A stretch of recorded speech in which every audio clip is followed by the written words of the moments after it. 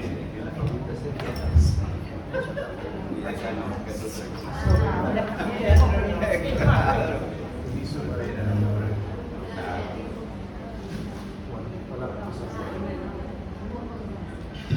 Hola. Bueno, buenos días, ¿qué tal?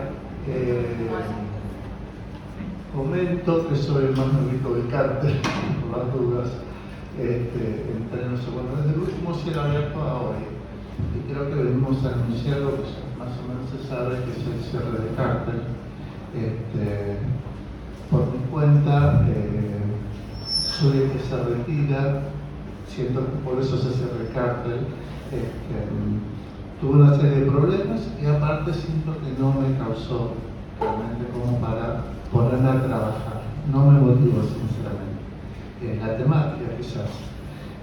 Tuve momentos de encuentro con mis compañeros, de lectura, de aportes de ellos. Pero bueno, si no hay deseo creo que no me puedo olvidar. Entonces le planteé a mis compañeros que siento el texto que estábamos diciendo era de una cuestión preliminar, creo que ahí es donde me quedé, una cuestión preliminar al cártel, digamos. Y bueno, mucho más no tengo para decir, los dejo a ellos son quienes más han transcurrido el cártel y quienes pueden decir algo más, digamos.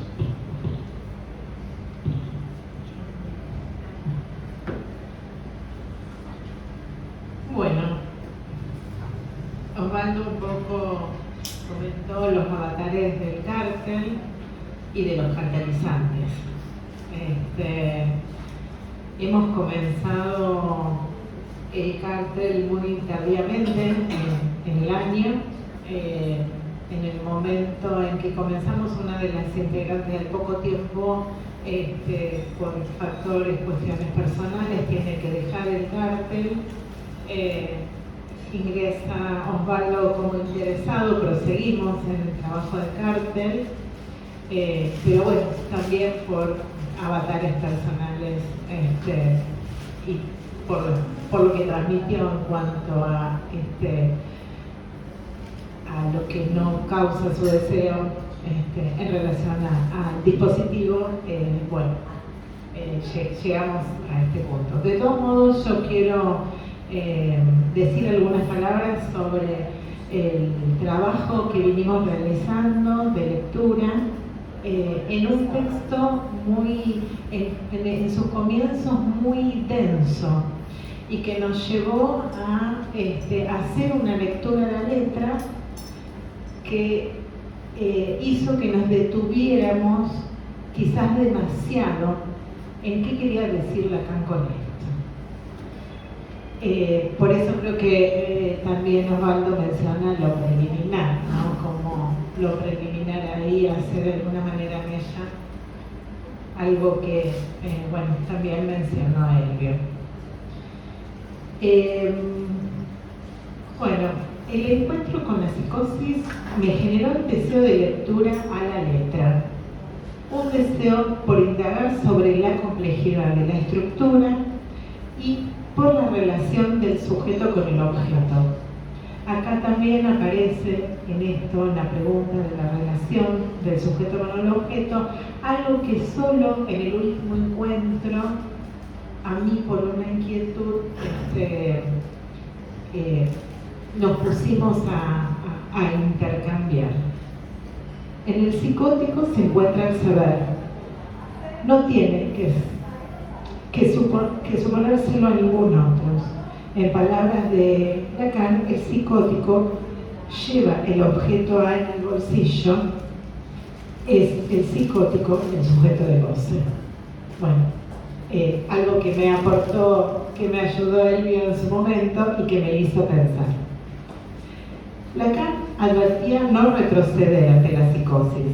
De lo que se trata es de enfrentar el discurso de un paciente psicótico, no como algo de un modo heroico. Es en este terreno que el analista no debe retroceder.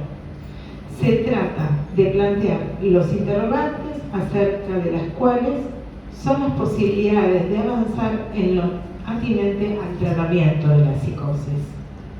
Son estos los aspectos que tuvieron que ver con el empuje al cártel.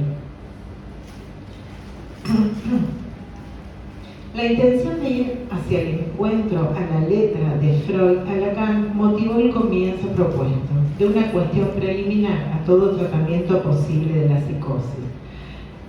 Lo que Lacan nos deja de su retorno al texto freudiano nos requirió una lectura puntillosa.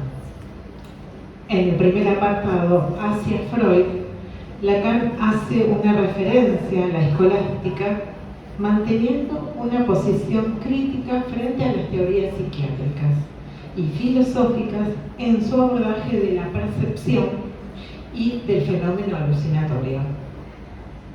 La percepción, dice Lacan, no es previa, tiene estructura de lenguaje, le devuelve el estatuto de sujeto del lenguaje psicótico. La teoría de la psicosis en esta época se encontraba en un estado preliminar que obligaba a dar pasos moderados. Ahí Lacan también menciona que con la psicosis hay que ser cautos. Bueno, lo preliminar, como venimos nombrando, hizo mella en el cártel. Respecto al cártel, este pequeño grupo de personas, al menos 3, reunidos para trabajar juntos con la misma opción, el discurso psicoanalítico. Traigo esto porque me fue necesario escribir respecto al dispositivo del cártel. 4 más 1 es su justa medida, permitiendo el intercambio a nivel de un grupo pequeño y pudiendo minimizar los efectos imaginarios que obstaculizan el trabajo de grupo. Esta lógica viene del nudo borromeo que da a la persona más uno del grupo la función de tener junto lo que se disolvería si se rompiera la solidaridad. O sea, que es de un trabajo solitario a un trabajo solidario. El cártel pone el acento sobre el aspecto de responsabilidad de cada uno. Que cada uno sea efectivamente lo que sostiene el grupo. Los carteles, se sabe, tienen sus crisis de trabajo que la transferencia de trabajo impone tratar como tal. Los torbellinos, ciertas llanuras que uno atraviesa, la disolución del cártel. Dispositivo que interroga el saber textual, pero también el deseo del analista. Base de operaciones contra el malestar en la cultura y arma contra el poder del amo. Bueno, llegamos a este punto, a la disolución del cártel, por algunos de los aspectos que mencioné respecto del dispositivo. Me preguntaba, también escuchando al cártel anterior, en relación al tiempo de comienzo del cártel, los tiempos de encuentro, a la disponibilidad del tiempo, a disponerse a ese tiempo. También a las dificultades de nombrar el más uno y de nombrarlo a tiempo. Y a la densidad del texto. Así que bueno, esto me llevó un poco a escribir, a dar cuenta, a contarles, a traerles algo de esa lectura y también lo que nos causó hoy la disolución de nuestro cártel.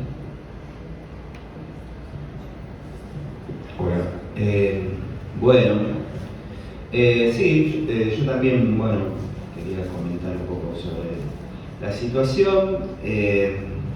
Creo que, fue una experiencia, la primera vez que participo en un cártel y a pesar de venir a hablar hoy de la disolución, también como que creo que encontré momentos bastante productivos, o sea, justamente cuando hace poco nos reunimos para hablar de esto,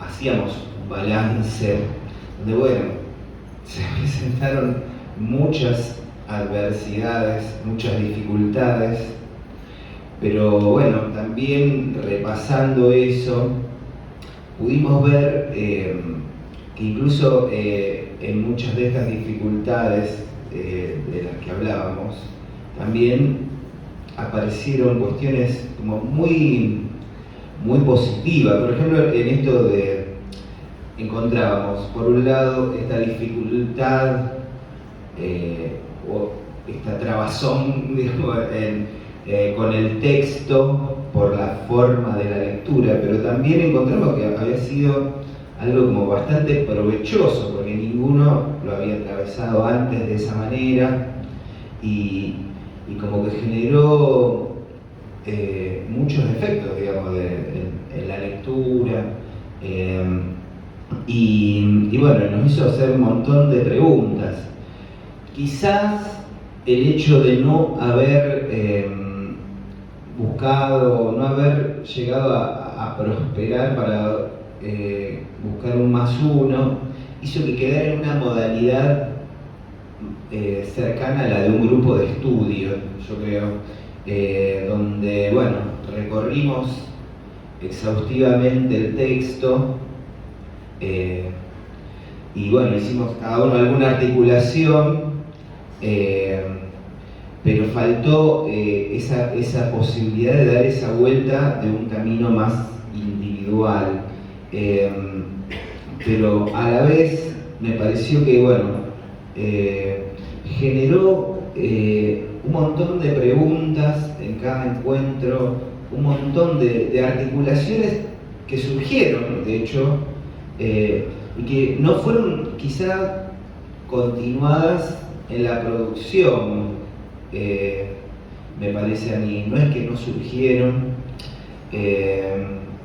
y que bueno, justamente hubo una intervención de hace poco de Osvaldo que fue esto, ¿no? Lo de que él, justamente trabajar de una cuestión preliminar y que como de alguna manera eso termina poniéndole como un nombre al cártel, porque quedamos como en una etapa preliminar, de sondeo, si se quiere, como del estado de la cuestión, de sondeo de un contexto, de un encuadre teórico y de consolidación del grupo, que bueno, que si bien se armó a nivel, digamos, de una continuidad, quizá faltó esta cuestión ahí como de intercambio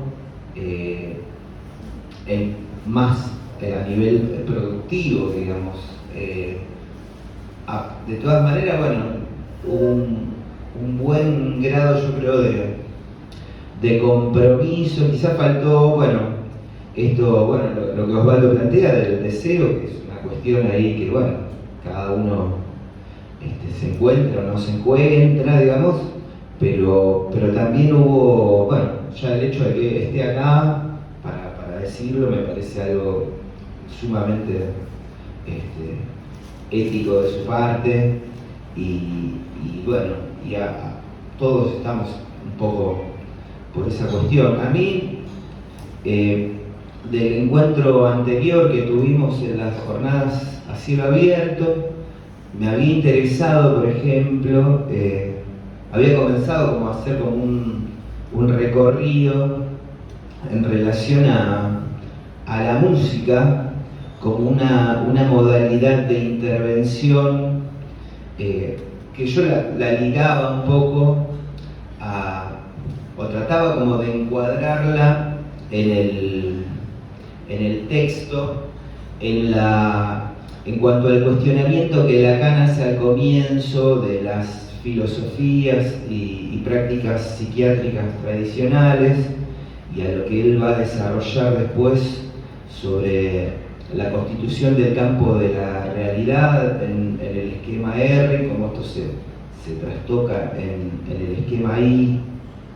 Y bueno, justamente me parecía que Lacan, al quitar el eje de la realidad como medida de la locura, de la sinrazón,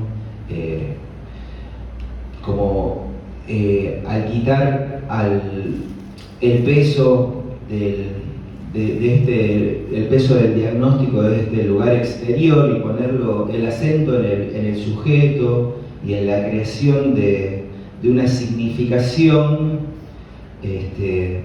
y toda la complejidad que supone para un sujeto construir y significar su realidad, daba un intersticio, digamos, para pensar una intervención ética y un lugar, digamos, para la libertad y para la decisión del sujeto, que otras prácticas no tienen aún hoy en cuenta y que, bueno, siguen pensando a la psicosis o a determinadas patologías desde un lugar de déficit, de algo que falta, de algo que hay que corregir.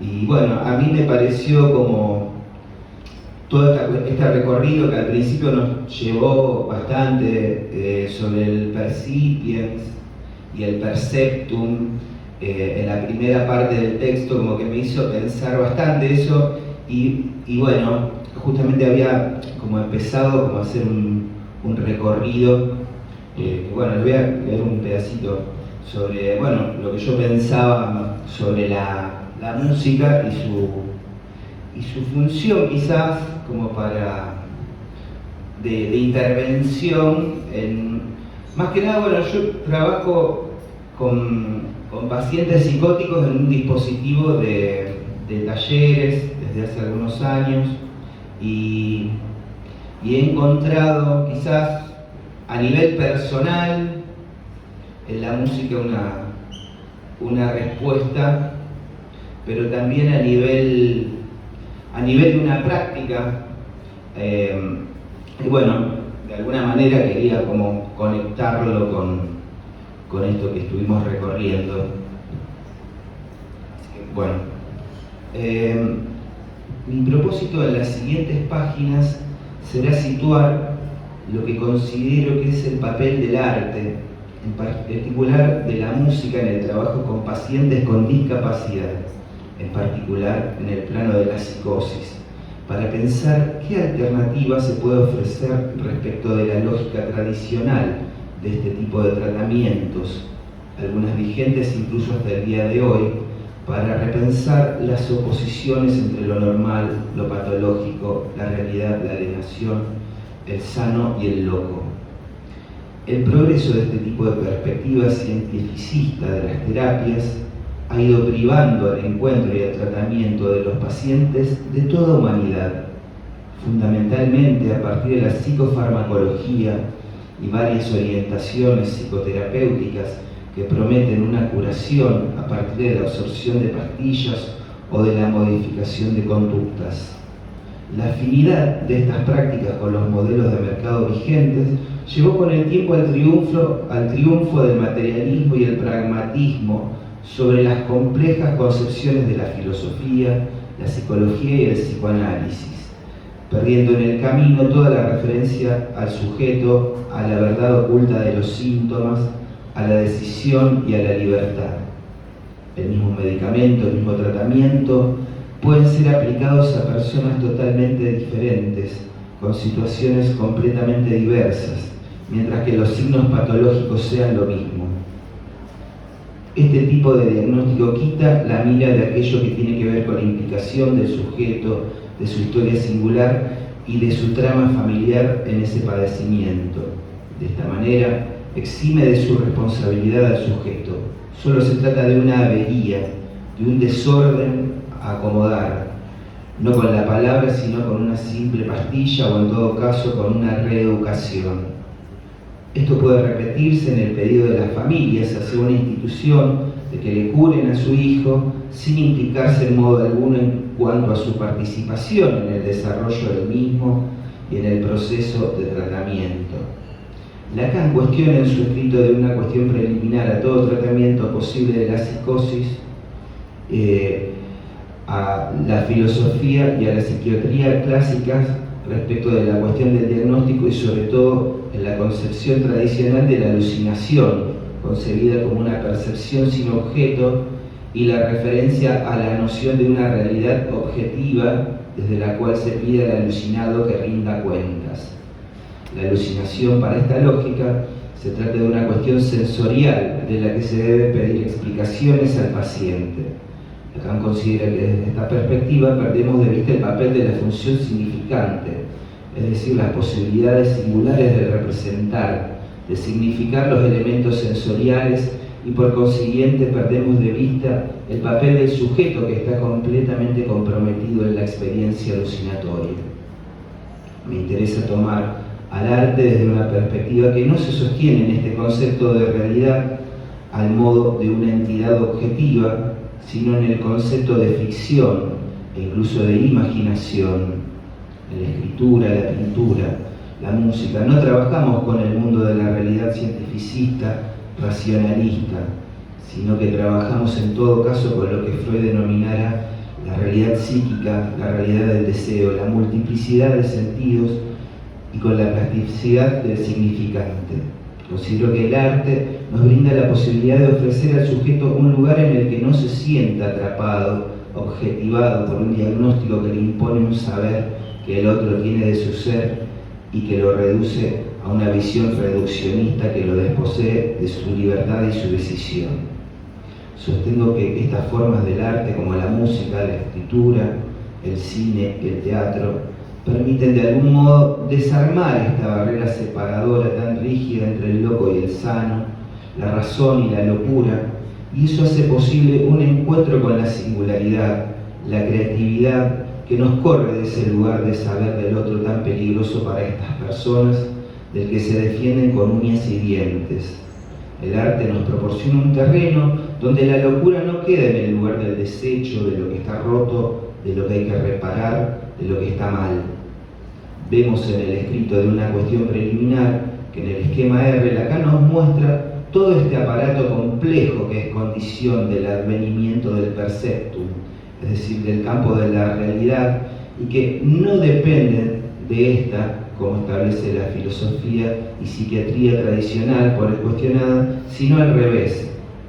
Toda esta intrincada interacción de elementos entre el ternario simbólico, el imaginario, el sujeto, la significación del falo, el nombre del padre, el deseo materno, es lo que permite sostener para Lacan el campo de la realidad. Cuando se produce el desencadenamiento de la psicosis por la carencia del significante del nombre del padre y su efecto metafórico, lo que se produce no es un percepto inadecuado, erróneo, sino que toda la estructura de la que antes hablábamos se trastorna, se deforma, y el sujeto recompone desde sus posibilidades simbólicas e imaginarias el campo de la realidad toda. Como vemos, el eje en Lacan está puesto en las posibilidades del sujeto de crear, de construir significación y de producir una realidad y no meramente adecuarse sometidamente a ella. En la producción artística, estos elementos locos ocupan el lugar de una materia prima para el trabajo. Considero que desde ese lugar es que el arte puede ofrecer elementos para un tratamiento de la locura, sin que por eso implique una idea de cura como supresión de los síntomas, sino en tanto devolución al sujeto de su dignidad, de su capacidad de amar y trabajar, y en definitiva, de ampliación de ciertos márgenes de su libertad de acción. De modo semejante, considero que la escritura, en la psicosis, de manera particular y diferente a otras formas de trabajo con el objeto, puede ofrecer la posibilidad del trabajo del sujeto con el lenguaje y con el significante. A pesar de que otras obras, como la producción pictórica, fotográfica, también producen efectos de estabilización en los pacientes, el trabajo con la escritura tiene efectos que llamaron en particular mi atención porque pueden generar, a mi entender, cierta forma de estabilización del flujo de la metonimia. Considero que la escritura puede estabilizar cierta infinitud de la deriva metonímica compulsiva. Por otro lado, siguiendo quizás la línea de enseñanza de la última etapa de Lacan, también podemos pensar a la escritura como un recurso del sujeto que le permite operar sobre el carácter torturante de la voz. Bueno, sigue un poco la cuestión. Avanzo un poquito. Por otra parte, me parece muy importante considerar la posibilidad de la música de generar otra relación con la alteridad de la voz, tan torturante en la experiencia de la psicosis. En la psicosis, los objetos pueden tomar la forma de objetos invasivos, avasallantes para el sujeto, en particular la mirada y la voz. Considero que la música, el canto, así como espacios como un taller de radio, pueden permitir al sujeto tomar esa voz como un recurso propio y hacer de ella un objeto no persecutorio, extraño y agresivo, sino algo que pueda brindar un efecto de placer y de una satisfacción pulsional más acotada. En este sentido, considero que el canto puede operar de un modo análogo a lo que Lacan denominó el síntoma, en tanto posibilidad de anudamiento del sujeto. Esto nos sirve para llevar a pensar que la música esto no nos puede llevar a pensar que la música va a curar al sujeto de la alucinación, pero sí que es una estrategia que ofrece al sujeto la posibilidad de hacer algo con esa voz que no sea la confrontación con el retorno de lo real. Para propiciar un punto de separación del sujeto y del objeto, debemos desde nuestra intervención, desde nuestra propuesta, producir un escenario donde sea el encuadre el que pueda ofrecer una regulación y una legalidad que haga posible esta distancia entre el sujeto y el objeto. Fueron algunas cosas que me habían ido surgiendo, digamos, del trabajo que habíamos estado realizando, pero bueno, quedará como algo a continuar en otra instancia, pero bueno, eso, queríamos cerrar esta etapa y bueno, venir a poner el cuerpo acá para expresarlo y explicarlo. Bueno, muchas gracias.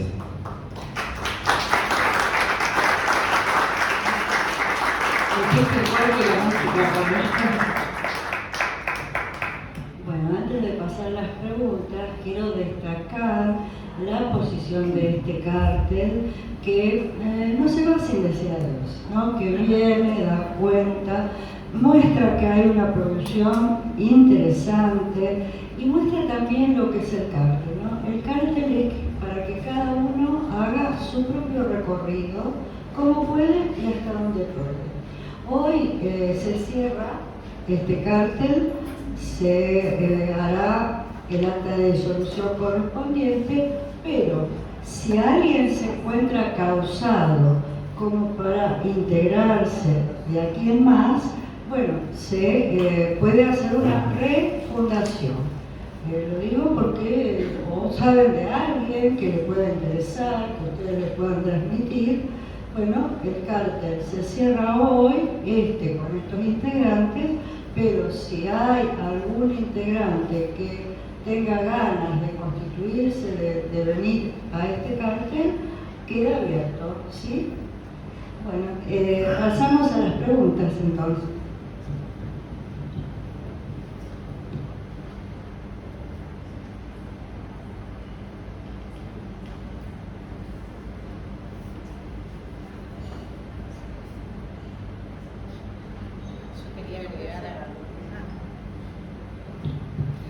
Yo quería agregar solamente que a mí me parecía interesante y estuvimos trabajando esta instancia, digamos, de estar los tres charlando, intercambiando, no solo sobre aquello que nos dejó la lectura del texto, sino justamente sobre los avatares del cártel.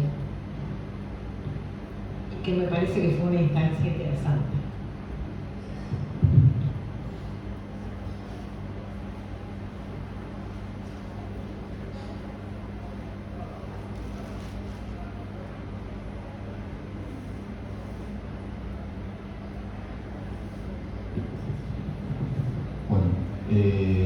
yo quería felicitarlo igual por estar acá hoy y me quedaba pensando en esto que decía, me olvidé tu nombre, Elvio, respecto a la función de la música y de la escritura, o si se quiere, del arte en el trabajo con la psicosis. No sé si podés profundizar en esa función, digamos.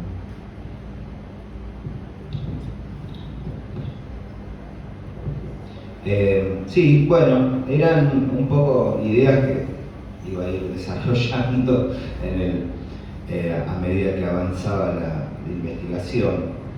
Pero bueno, sí, se basa más, digamos, es como una hipótesis que se basa fundamentalmente en una experiencia, digamos, de trabajo cotidiano, pero donde me he encontrado en muchas situaciones de pacientes con estructuras ligadas a la psicosis. Y bueno, insisto en que el tema de la música en mí forma parte como desde hace muchos años y que es casi correlativa a mi profesión, digamos, porque es algo que me causa de la misma manera, así que siempre ha estado presente en mi práctica, por lo menos en instituciones. Y en muchas ocasiones me he encontrado con esta posibilidad que brinda la música, el canto, el trabajo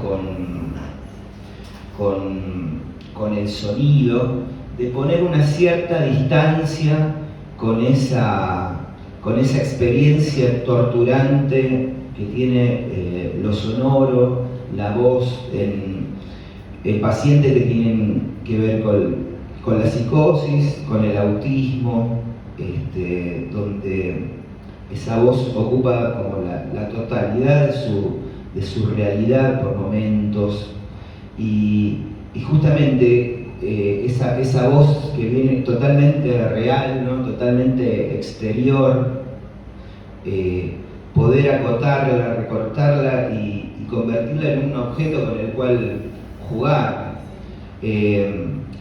Me acuerdo, por ejemplo, cuando recién empezaba, que había una chica que se ponía una música, se ponía la radio, por ejemplo, y quedaba totalmente absorta con ese sonido que venía de la radio o de un CD, y se tapaba los oídos y empezaba a gritar, su mirada se perdía, se mordía, por ejemplo, y después descubrimos que, incluso había artistas que le gustaban, pero que en un momento esa música se volvía algo totalmente perturbador. Y por ejemplo, esa misma canción la tocábamos con la guitarra y la podía disfrutar, y por ejemplo podía cantar, podía conectarse, porque después de que, varias veces empezamos a trabajar, podía no solo disfrutarla, sino que por ejemplo jugaba a cambiarle la letra, jugaba con la melodía. Entonces esa voz dejó de ser, esa música dejó de ser algo torturante, invasivo, y pasó a ser un objeto, digamos, del que ella podía disponer y podía jugar con eso, y de lo que de alguna manera ella encontraba un recurso subjetivo ahí que de hecho le permitió conectarse conmigo y con varios terapeutas que hasta ese momento no podía. En otros casos, por ejemplo, también lo veo desde el lado del construir también con esa voz un recurso como de afirmación, si se quiere, ¿no? En otros chicos, por ejemplo, hemos hecho talleres de grabado, por ejemplo, varias veces con la computadora, y el hecho de justamente encontrarse con su propia voz grabada, genera un efecto, generó un efecto bastante interesante en principio, porque al principio tenía que ver con un cierto desencuentro, pero al poder apropiarse de eso, de poder asumirse, por ejemplo, como autor de una canción o intérprete de una canción, tener este objeto, llevaste un tema grabado y lo podés mostrar a otros, esa voz pasa de ser una cosa torturante a ser algo propio, que de alguna manera podés compartirlo con otros, podés intercambiarlo, y bueno, no sé, a mí me pareció como que de alguna manera permitía cierta asimilación de esa voz propia, cierta construcción de una identidad distinta, digamos, de asumirse capaz de ser un artista o de jugar por lo menos a eso. Y bueno, no sé, ese tipo de experiencias a mí me han resultado como muy interesantes en relación a lo musical. Bueno, quedan unos minutos por si quieren hacer alguna pregunta más. Sí, Ale. No sé si una pregunta y o comentario, no sé si entendí. ¿Me escucharon igual? Sí, sí. Bueno, no, pregunta o comentario, no sé si entendí bien. Entendí que no se había podido ubicar un +1 en el cártel o elegir o Sí, sí. No ¿Fue pudimos- así? No, Sí, no sí. llegamos a nombrarlo. Sí. Ajá. Entonces me pregunto, ¿se disuelve un cártel o no se pudo constituir un cártel? Claro, justamente fue lo que Porque- planteamos en la Claro. cuestión preliminar. Ah, Exacto. bien. Está. Sí, me parece interesante, Alex, porque justamente esto que charlamos y que surgió en el encuentro, en el último encuentro de lo preliminar, quedamos en lo preliminar de lo preliminar, eso decíamos, ¿no? Ah, bien, claro, ahí estaba la... Perfecto, claro, Sí. claro. Sí. Bueno, de todas maneras me parece que en todo lo que se disuelve quedan partículas, así que... Totalmente. Yo escuché, bueno, hay restos dando vueltas que son interesantes. Bueno, no, nada más, quería aclarar eso, no sabía si había entendido bien eso. Ok, muchas gracias. Bueno, ¿alguien más quiere aportar algo? Bueno, yo quería hacer un aporte apenas, pero me parece que la música convoca a la mirada de la voz. Y hay algo que tiene que ver con la implicación y la desimplicación de las funciones, ¿cierto? En una estructura psicótica las funciones están desimplicadas y entonces produce horror, y ese es el horror que puedo capturar. Después, en la medida que algo se implicó,